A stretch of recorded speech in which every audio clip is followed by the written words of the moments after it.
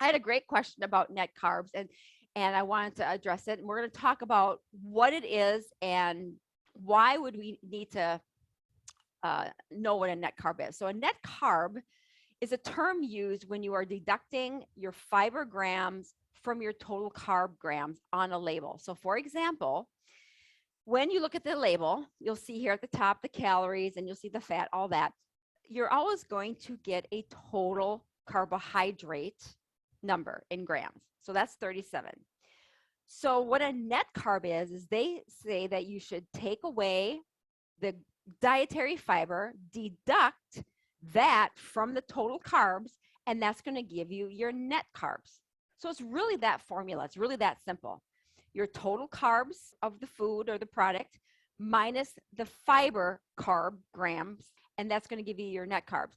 Now, some people ask me that, they'll be like, well, why do we do that? Why do they do that? Well, their opinion, and again, I'm gonna teach you what the industry is doing. I don't do this. I don't deduct my fiber from my carb. I don't do any of this.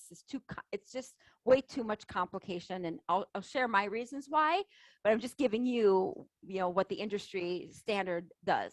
But it is true that fiber, when you ingest it, it doesn't have any sort of a glycemic or an insulin response. It's kind of like free carbs per se, right?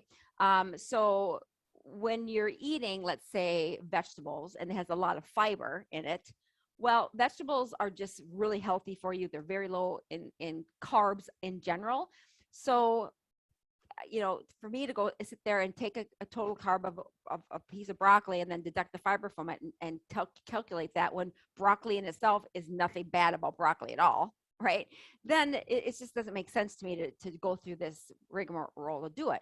But that is how you calculate it. So they're saying that if you can deduct fiber from a particular product from the total carbs, that is your net carbs. So that's what net carbs means. It's your total carbohydrate on the label, and then you deduct it from the total carbs, you deduct the fiber. So in this particular, here's another example. This is a donut, actually. So you have total carbohydrates of 10 grams. The dietary fiber is 8. So now your net carbs would be 2.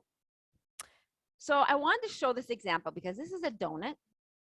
So if you're looking at net carbs, and your dietitian or your diabetes educator is telling you want to go strictly by net carbs, Okay, well, you eat a donut and it's net carbs of 2. There's no nutritional value in a donut. Come on, let's be real, right? So even though it might be net grams of 2, there's no nutritional value, and it still has 10 grams of carbs, and it's not healthy for you, right?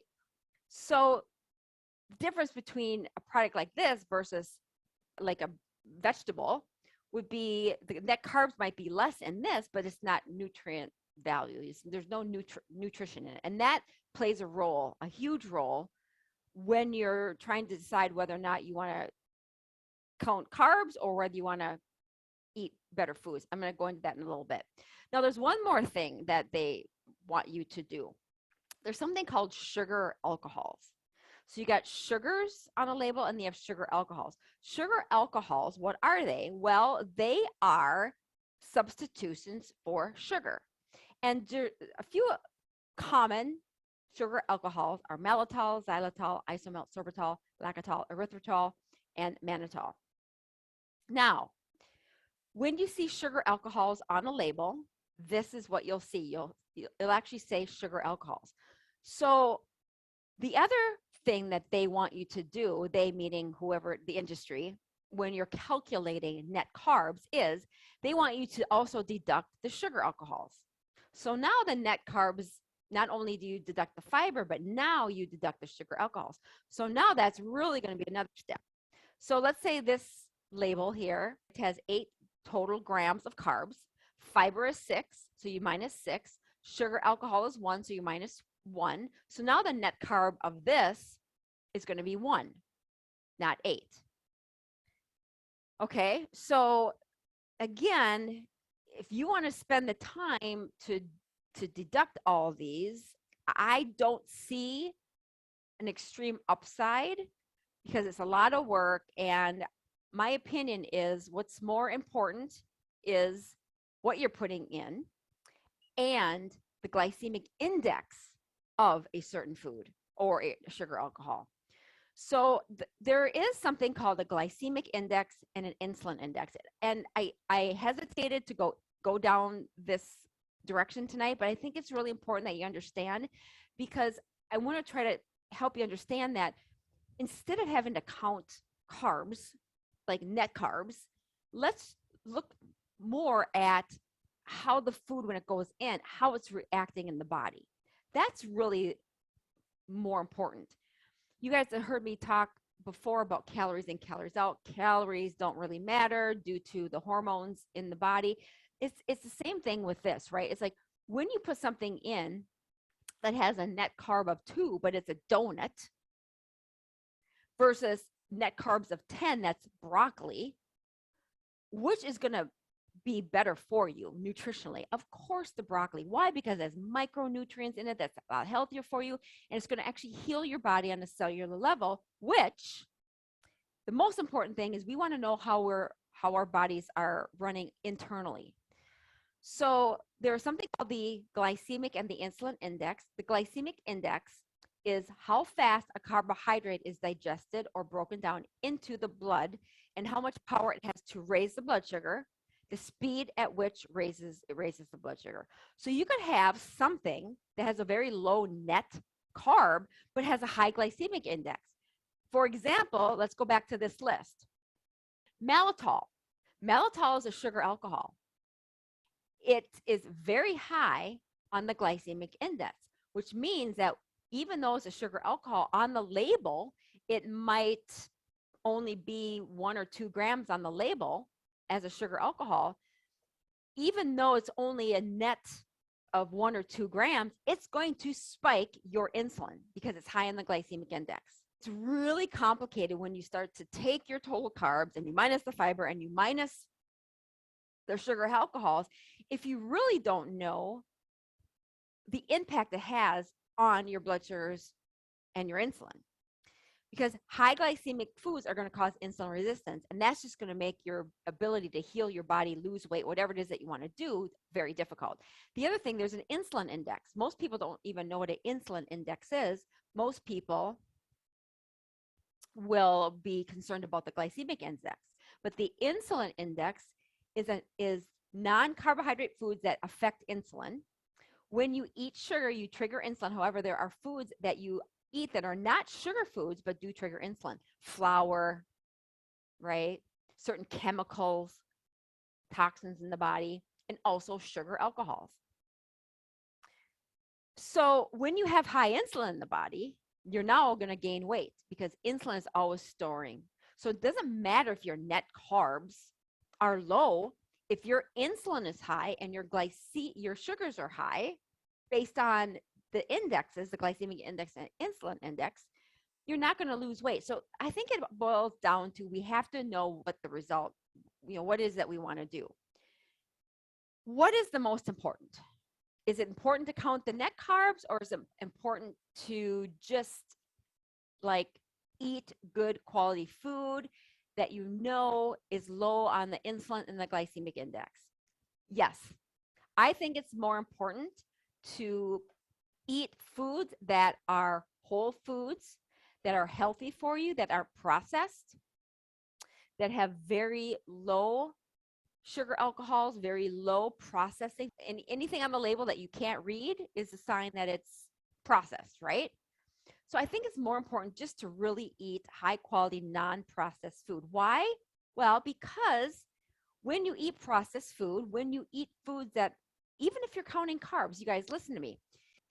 So many people are so hung up on net carbs that they'll go to a store, they'll buy an organic box of crackers, and the net carbs will be really low. And they'll think, oh, not going to affect my blood sugars at all because the net carbs are low.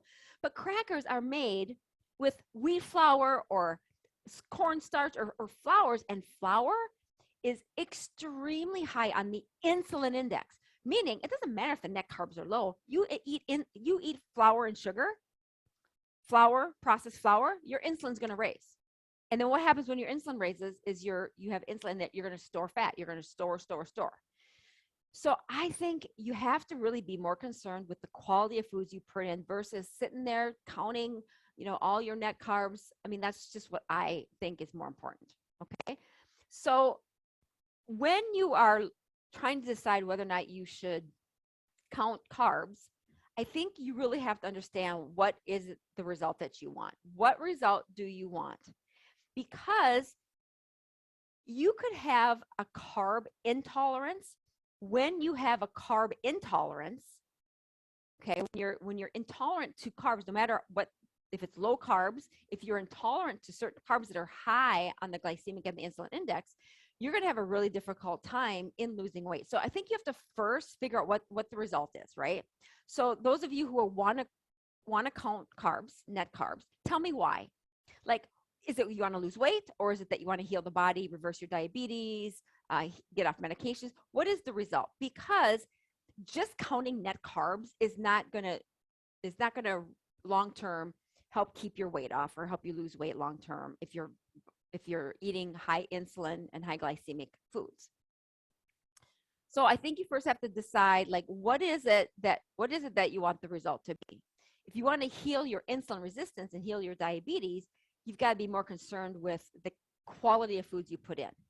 If you want to lose weight, you for sure, you want to have lower carb generally, but you also want to make sure that the carbs that you eat have a lot of nutrition in them so that you can heal the body at a cellular level and keep your insulin low. Because when your insulin is high, doesn't matter what you eat, if your insulin is high, you're going to gain weight. You're always going to be storing.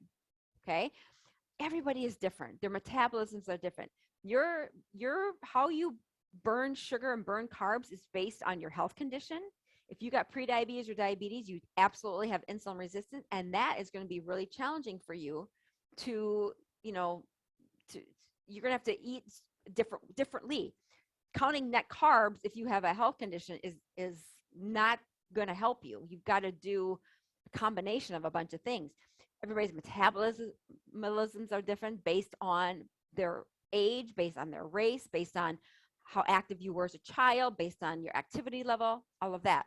And your carb tolerance, that is based on, people ask, like, how do you measure your carb tolerance? Well, it's based on your metabolic response, which is how effective is your body at producing insulin and how receptive are your cells on a cellular level and your glucose response.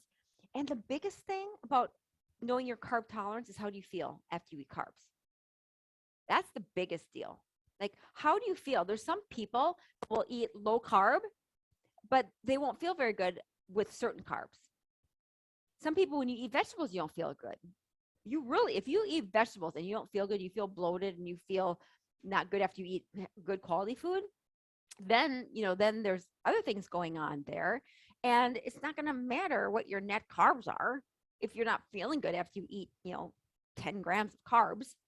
You know what I'm saying? So there's just so much involved with that. I think it's more important than just adding up your net carbs, because if you're in this group, I'm safe to assume that you probably have prediabetes or type 2 diabetes, or you're overweight, or you don't feel good, you have fibromyalgia or chronic fatigue syndrome or metabolic syndrome, or you just, even me, it's like, I just want to, I want to be healthy and maintain my health. So some of you might be in here just because you've recovered from something and you want to just learn and you want to stay healthy. So we have to be more conscious of healing our bodies first before we worry so much about calories in, calories out, or counting carbs. That is my position. That's how I feel. I think it's more important to take an assessment of how you feel, what's going on, and then find a strategy or a protocol that can help you heal your body on a cellular level. Because if you're not healing your body, you're not going to lose weight anyway or keep it off long term, and you're not going to feel very good, and you're not going to be able to get off medications, right? So I think, again, before you make a decision whether or not you should count net carbs, I think you have to ask yourself that question. I think you have to say, well, what's my goal? If my goal is to lose weight, well, then I have to be more concerned about the insulin in my body. Because if you have insulin in your body, you're not going to lose weight. If you have high insulin, you're just not. It's going to stop your fat burning hormones. Losing weight is so easy, but it's so complicated at the same time. Our bodies are very complex. The process to lose weight, though, once you know that, once you learn how to keep your insulin low and how to fix your body in a cellular level, it's so easy. But I can see why everybody in the world is confused, because you're not being taught what I'm teaching you. You guys are being taught that you need to, go on metformin and insulin to lose weight and stay on drugs or metabolic enhancers to lose weight, or you guys need to count carbs, or you need to count calories, or you need to, eat 6 times a day to keep your metabolism going, or all of that is just, it's old, outdated data that doesn't work for 95% of the population, especially women who have hormone imbalances, who have issues with, their cells anyway due to the hormones. So I'm here to tell you that I'm going to give you permission to not count carbs. I am. I'm going to give you permission.